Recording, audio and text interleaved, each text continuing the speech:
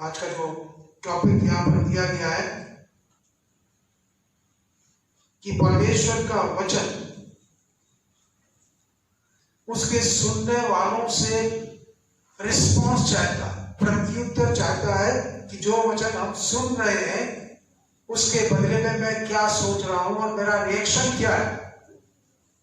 तो यदि हमारा रिएक्शन पॉजिटिव है तो उसका परिणाम भी बेहतर रहेगा, बड़ा रहेगा। और यदि हमारा रिएक्शन नेगेटिव होता है, गुस्सा करते हैं और लानतान कहना शुरू कर देते हैं, मुक्केबाजी करते हैं, तो हमारा प्रत्युत्तर नेगेटिव है।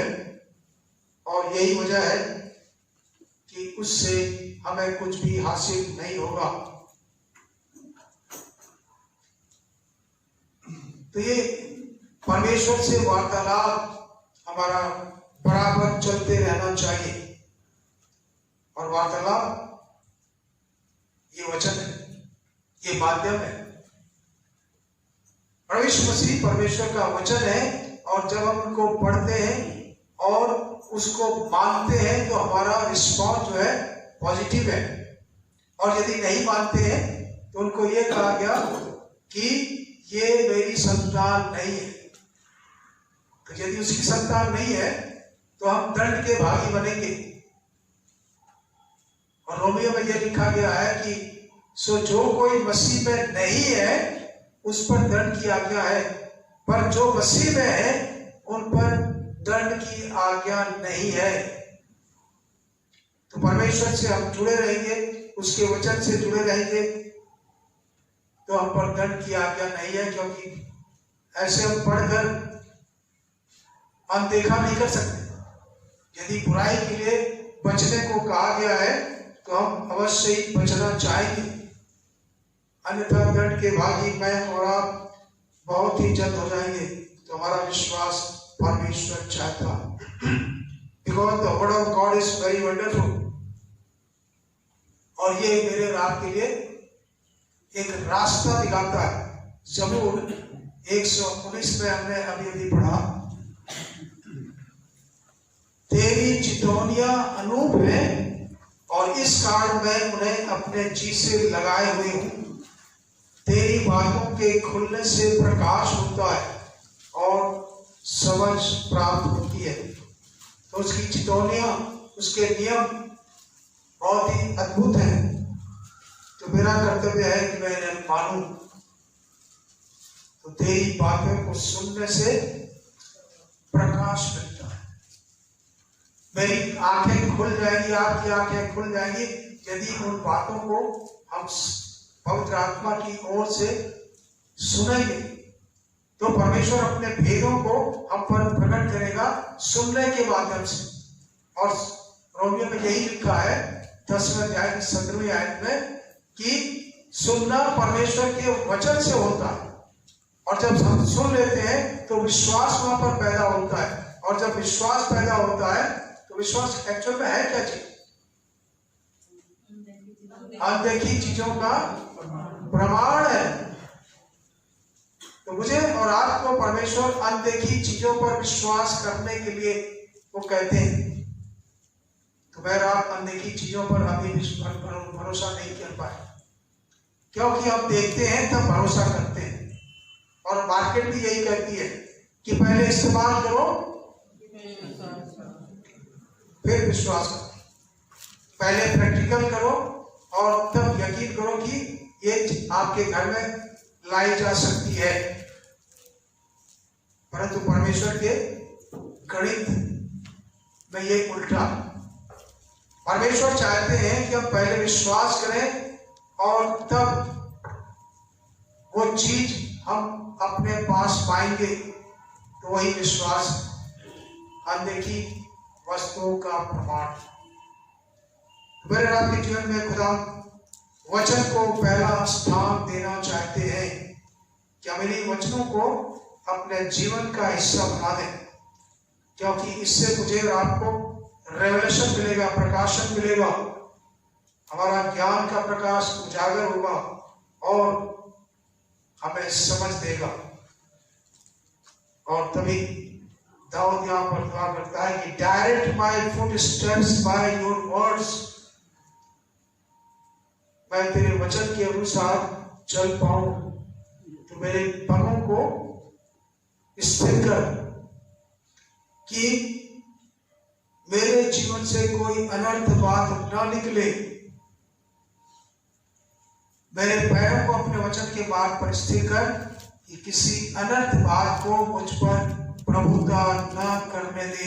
133 भजन संहिता 119 का।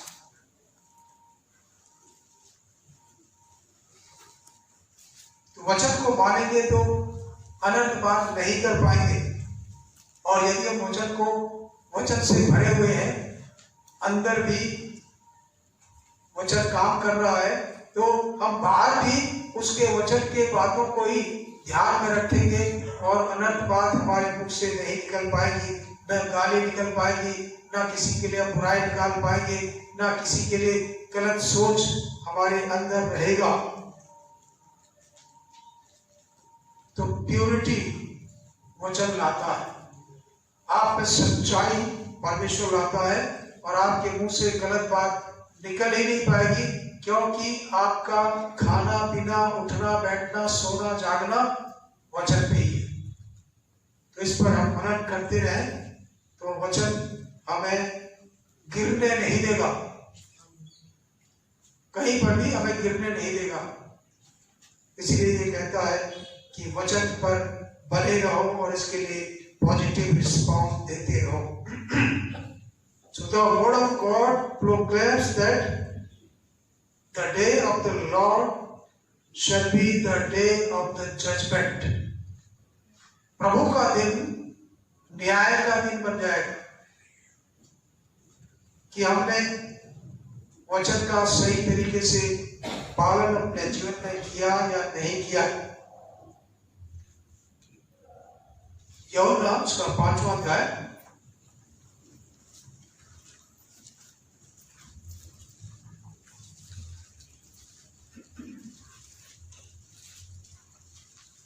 यदि मैं आप ही अपनी गवाही दूं तो मेरी गवाही सच्ची नहीं। और खुदा यहाँ पर खुद बताते हैं, यूहन्ना ने उसकी गवाही दी कि ये परमेश्वर की ओर से भेजा गया है, जिसके 10वें के जूते के बंद में खोल नहीं पाऊंगा, इतना सामर्थ्य है। और खुदा यीशु मसीह के काम उसके बड़े गवाह थे। जो आश्चर्य का खुदा यीशु मसीह ने किए थे वो सब प्रभु के बेटे होने का प्रमाण देते हैं। और यहाँ पर खुदा खुद यही बताता है कि जिसने मुझे देखा उसने पिता को देखा है, अर्थात मैं और पिता एक हैं।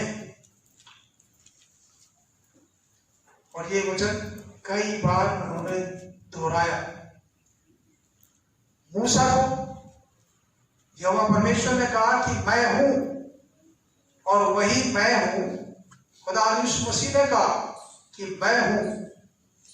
और जब उसको पकड़ने के लिए आए थे और खोजबीन हो रही थी तो खुदा यीशु ने कहा मैं हूं, और वहां पर तमाम लोग गिर गए। तो सामर्थ शब्द में है, मैं हूं मैं, क्योंकि परमेश्वर खुद हमारे बीच में आया है और अपने आप को प्रभु साबित कर रहा है। तो ये वचन की गवाहियां कि हम उस मैं हूं में अपने आप को छिपा लें। यूहन्ना के इस सुसमाचार में बहुत सारे मैं हूं बताए गए हैं। मैं सच्ची दाखलता हूं, मैं द्वार हूं, बहुत सारी चीजें, करीब 9 बातें यहाँ पर खुदा यीशु मसीह ने खुद के लिए कहे हैं। तो उनको हम रोज पढ़ें और उस मैं हूं में अपने आप को जोड़ लें, ताकि आप भी उसी सामर्थ में बहने लगे। और जब आप परमेश्वर के नाम को लेंगे तो आपके जीवन में बड़ी सामर्थ आएगी। तो पुराने जमाने में मैं हूं शब्द था, उसके बाद याहवे हुआ, यहोवा या जेहोवा, वो नाम भी लोगों के जीवन में आ गया। और लोगों को पता नहीं था कि परमेश्वर का नाम क्या है। और बाद में स्वर्गदूतों ने उस नाम को प्रकट कर दिया कि तू उसका नाम यीशु रखना। तो परमेश्वर का नाम जो लेते नहीं थे लोग बात, क्योंकि जानते नहीं थे यीशु नाम है उसका, जीसस नाम, और वो खुदावंत की महिमा को प्रकट करता है वो नाम। और उसी नाम में सीधे सामर्थ है, क्योंकि वो परमेश्वर का नाम है। उसी नाम में आपको चंगाई मिलती है, क्योंकि वो परमेश्वर उसमें उस नाम में है। उसी नाम में आपको हर जगह जय मिलती है, क्योंकि परमेश्वर युद्ध लड़ता है। और मेरे रात के लिए वो नाम बड़ा प्रिय होना चाहिए। और इसलिए जहां कहीं भी आप जाएं, जीसस जीसस जीसस जीसस कहते रहेंगे तो आपकी सामर्थ दुगनी होती चली जाएगी, और उससे आप उन कामों को कर पाएंगे जो आपके लिए असंभव लगता है। और उन कामों के द्वारा से जो यीशु के नाम से किए जाते हैं, आप सबों को और अधिक सामर्थी बनाता चला जाता। तो उस नाम को हम लेते रहें, यीशु यीशु यीशु बोलते रहें। और जब आप यीशु यीशु यीशु यीशु कहते रहोगे तो एक दुआ है वो भी, कि आपके मन में और कोई विचार नहीं है, केवल यीशु है। तीमुथियुस में हम बड़ा अद्भुत वचन यहाँ पर पाते हैं, 3 अध्याय की, 2 तीमुथियुस 3 अध्याय 16 से बल्कि 14 से पढ़े। जब तू इन बातों पर जो तूने सीखी है और विश्वास किया है, ये जानकर दृढ़ बना रह कि तूने उन्हें किन लोगों से सीखा है और बचपन से पवित्र शास्त्र तेरा जाना हुआ है, जो तुझे मसीह पर विश्वास करने से उद्धार प्राप्त करने के लिए बुद्धिमान बना सकता है। तो मसीह पर विश्वास करने से ये वचन आपको उद्धार पाने के लिए बुद्धिमान बना सकता है।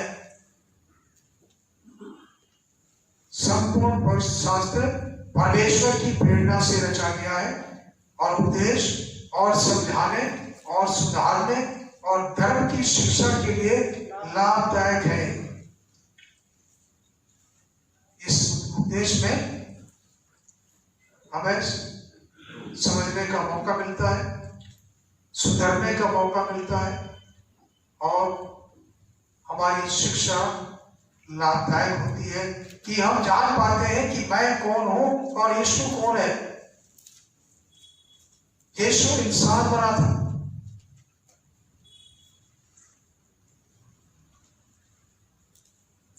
क्योंकि उसके द्वारा बनाए गए लोगों ने उसको नहीं पहचाना था।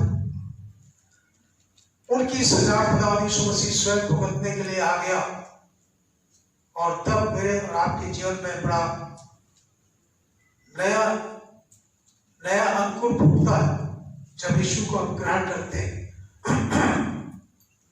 और इसलिए तीमुथियुस को ये स्मृति दिलाकर कहता है कि मैं तुझे आदेश देता हूं कि वचन का प्रचार कर, समय और असमय तैयार रह, सब प्रकार की सहनशीलता और शिक्षा के साथ उल्हाना दे और डांट और समझा। प्रचार कर और उसमें उल्हाना दे, उसमें समझा, उसमें डांट, और तू अपने उस काम को जब करेगा तो दूसरे भी उस वचन के कारण से आशीष प्राप्त करेंगे। तो 7 बातें परमेश्वर वचन के माध्यम से हमारे जीवन में करना चाहते हैं। जैसे 15वीं आयत में यहाँ पर हमने पढ़ा, और बचपन से पवित्र शास्त्र तेरा जाना हुआ है, जो तुझे मसीह पर विश्वास करने से उद्धार प्राप्त करने के लिए बुद्धिमान बनाता है। ये आपको बुद्धिमान बनाता है परमेश्वर का वचन। और उसके अलावा इसको यदि आप पढ़ना चाहें तो रोमियो उसका 1 अध्याय उसकी 16 आयत, याकूब 1:21 में पढ़ सकते हैं। दूसरा काम जो करता है वचन, आपके अंदर विश्वास उत्पन्न करता है, क्योंकि हम उस वचन को सुनते भी हैं और पढ़ते भी हैं और उसके माध्यम से हमारी आंखें खुल जाती हैं और नया प्रकाश हम पर प्रकाशित होता, क्योंकि ये वचन यीशु मसीह की जानकारी देता है। The word makes Jesus known to everyone। तो वचन के माध्यम से वो प्रकाशित किया गया है योना के पहले अध्याय में ही, और हमारे जीवन में विश्वास लाता। 1 कुरिन्थियों 15वां अध्याय भी आप इसको पढ़ सकते हैं। प्रेरितों के काम 20 अध्याय उसकी 32 आयत हम जरूर पढ़ रहे हैं।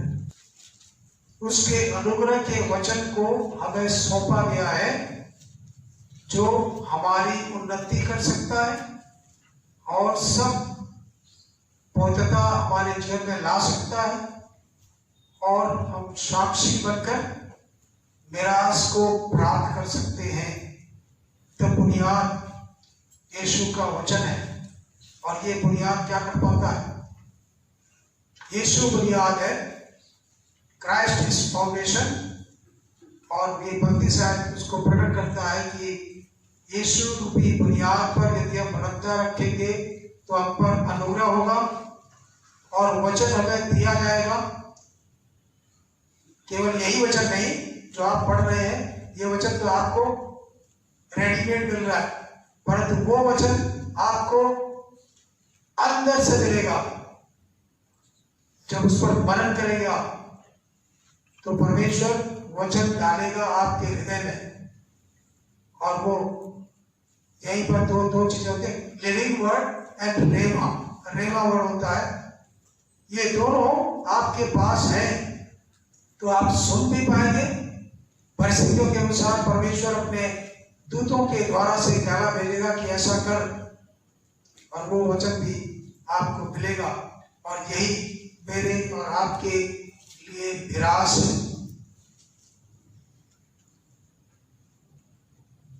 परमेश्वर हमें बिल्डअप करना चाहते हैं वचन के माध्यम से।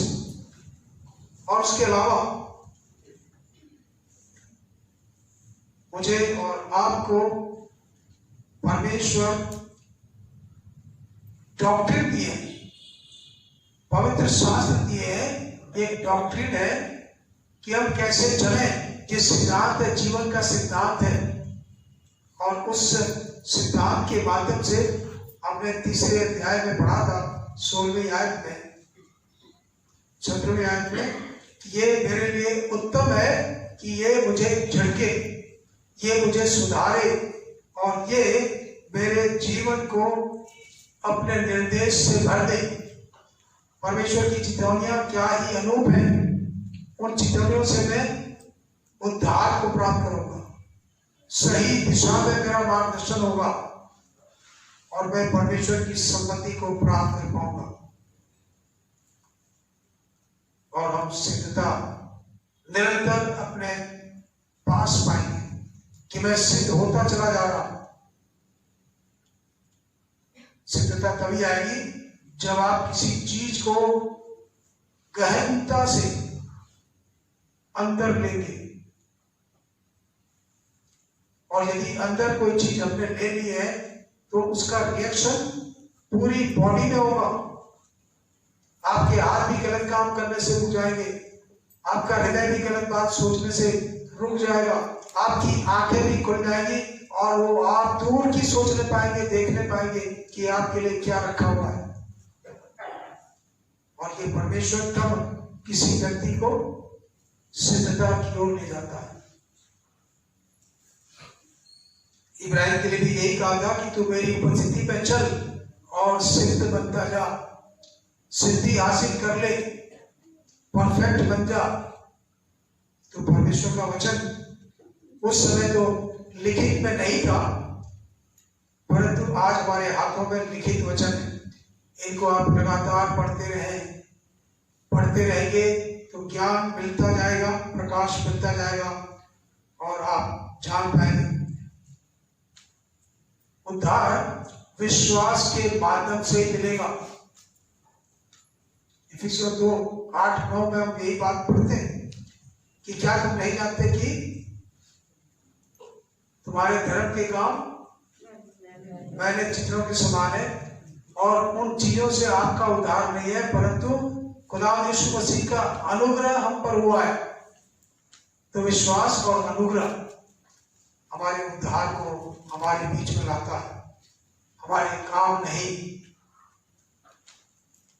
कितने कहते हैं कि उद्धार बपतिस्मा लेने से होता है, क्या ये सच है? तो सच्चाई क्या है? उसकी आज्ञा पर चलना। जब हम उसकी आज्ञा पर चलना विश्वास करते हैं तो बपतिस्मा उस विश्वास का प्रकटीकरण है। क्या वो विश्वास को मैं दिखाना चाहता हूं गवाही देने के द्वारा से कि मैं खुदा यीशु मसीह के द्वारा से बचा लिया गया हूं, और ये उसका चिन्ह है कि मैं उसके नाम में मैं बपतिस्मा ले रहा हूं। तो परमेश्वर का वचन सभी यहूदियों को सम्मानित करता है जो उसका वचन मानते रहे, क्योंकि वचन रेयर था, हर एक के पास ये वचन नहीं था, पर इन वचनों को पढ़ने के द्वारा से लोग सम्मान पाते थे। तो मैं और आप भी इन वचनों से परमेश्वर के द्वारा से सम्मानित किए जाएंगे। क्योंकि मेरे और आपके जीवन को ये बदलने वाला वचन, ये खुदा की ओर से वचन में मिलता है। पहले जमाने में भविष्यवक्ताओं को परमेश्वर दर्शन देकर अपना वचन उन्हें देते थे कि जा फलानी जगह पे ये कह के आ और मैं तुम्हारे साथ हूं, और ये कहकर परमेश्वर हर जगह रिवाइवल लाने की कोशिश करते थे।